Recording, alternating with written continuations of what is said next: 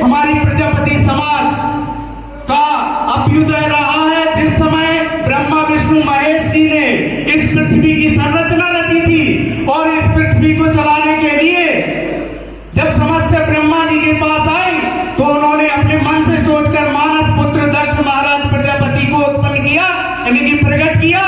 और उस समय जब पृथ्वी पर संचालन करने के लिए, सभी समाज के लोगों का संचालन करने के लिए हमारे प्रजापति दक्ष महाराज को इस जिम्मेदारी को सौंपा, उन्होंने संपूर्ण संसार को संभालने का कार्य किया और इस पृथ्वी के वो मानवों के ही राजा नहीं, देवताओं के राजा कहलाए। पहले राजा दक्ष महाराज प्रजापति कहलाए इस संसार के और देवताओं के भी। और आगे ही जब वैदिक युग आया तो वैदिक युग में भी हमारे कई मुनि संत भी हुए, जैसे गोरा कुमार है, आप उनके इतिहास को पढ़िए। विठल नाथ जी हैं, वो विठल भगवान के भक्त थे, गोरा कुमार। ऐसे ही सती अनुसुईया, हमें लोग अन्य समाज के जो इसके लिए अशोकनगर के लोगों की ओर से और मैं अब सभी संगठन की ओर से सबसे पहले मैं ये कहना चाहता हूँ कि सब लोगों ने ये सब समाज के बारे में बताया है कि हम लोग क्यों इकट्ठे हो रहे हैं और क्या करना चाहते हैं। मेन बात ये है समाज के लिए कि जो संगठन मजबूत हो रहा है वो संगठन किस लिए मजबूत हो रहा है आपको ये भी जानना जरूरी होता है। पर आप लोगों ने कभी अभी ये नहीं सुना कि क्यों मजबूत हो रहा है और किस लिए करना चाहिए। देखो समाज के लोग 10 इकट्ठे हो जाएंगे, 100 इकट्ठे हो जाएंगे और अपने समाज की बात करेंगे और समाज के अंदर क्या प्रभाव और क्या निर्णय निकलता है उसके लिए अपन को सोचना होता है। तो सबसे ज़्यादा आभारी हूँ तो मैं अपने मंडूलाल अध्यक्ष जी जो बीना के हैं उनका आभारी और व्यक्त करता हूँ। धन्यवाद जो आपने इस टीम को इकट्ठा करने की कोशिश की है।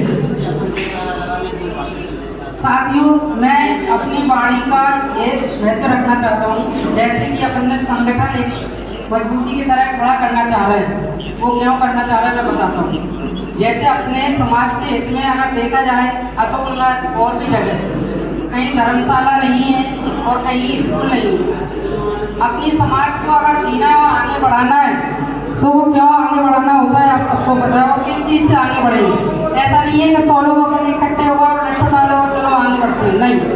अगर अपन 400-500 लोग इकट्ठे हुए और 500 लोगों में कितने लोग उसमें युवा और एवं शिक्षित लोग, जो अगर शिक्षित लोग होंगे तो वो ही तो आगे बढ़ पाएंगे, क्योंकि अपन को तो पता ही नहीं है कितने लोग आगे बढ़ रहे हैं।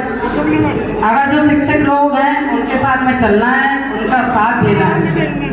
जैसे समाज का संगठन करना एक महत्व है। समाज इसलिए इकट्ठा करता है क्योंकि समाज के अंदर अभी भी बहुत से जो युवा लोग हैं और जो बच्चे हैं वो अनपढ़ हैं, उनको सही रास्ता नहीं मिल रहा, सही गाइडलाइन नहीं मिल रही। तो मैं ये कहना चाहता हूँ कि समाज के हित में अगर कार्य करना है तो सभी लोगों को इकट्ठा होना है।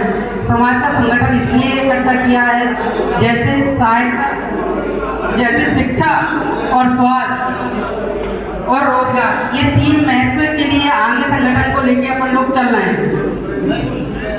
जब संगठन में ये 3 चीजें अगर आपको व्यवस्थित मिल जाएगी तो अपनी समाज ऑटोमेटिक आगे बढ़ने लगेगी।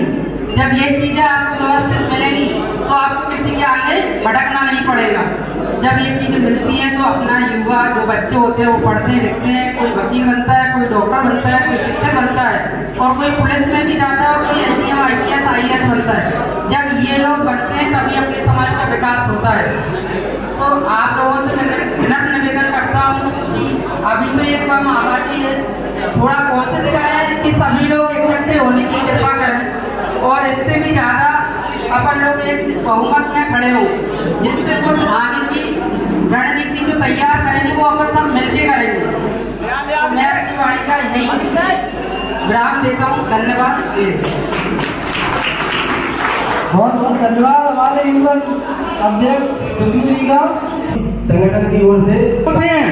वो कथा तो अनुसुईया माता की सुना देते हैं कि उन्होंने तीनों देवों को पल्ले में झुला दिया, लेकिन ये नहीं बताते भाई इनका अभ्युदय कहाँ से हुआ, इनका जन्म कहाँ से हुआ।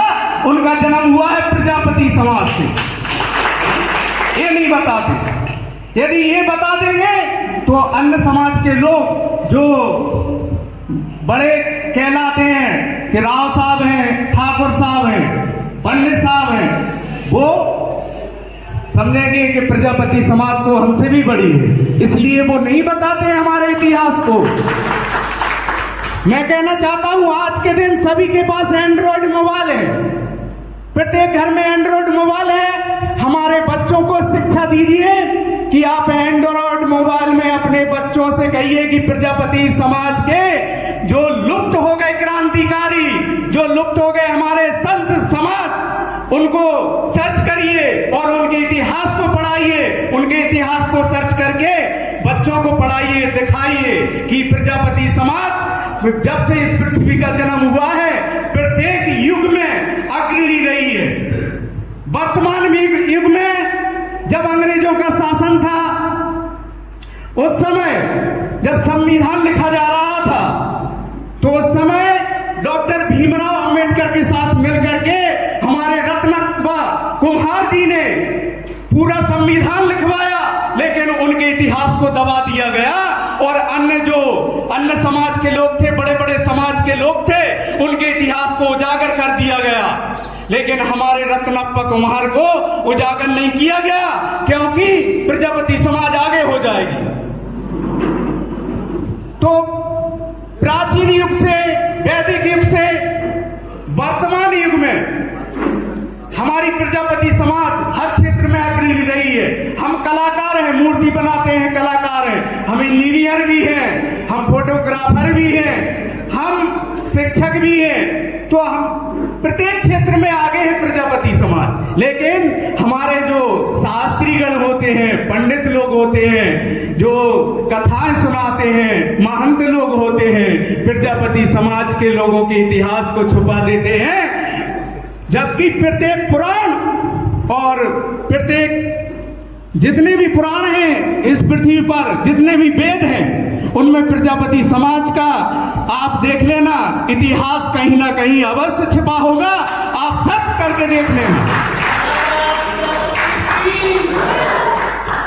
तो मैं सभी प्रजापति भाइयों से कहना चाहता हूं कि आपके पास एंड्रॉयड मोबाइल है, यदि किसी समाज का व्यक्ति हमसे कहता है कि हम बड़े हैं, तो आप उनसे केवल ये कह दीजिए कि आप प्रजापति समाज के इतिहास को, आपके पास एंड्रॉयड मोबाइल है, इसमें सर्च करके देख लीजिए वैदिक युग से और वर्तमान युग तक प्रजापति समाज का इतिहास क्या है।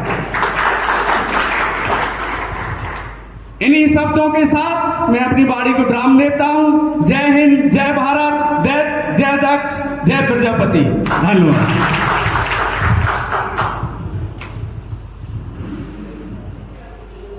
बहुत बहुत धन्यवाद लगन जी।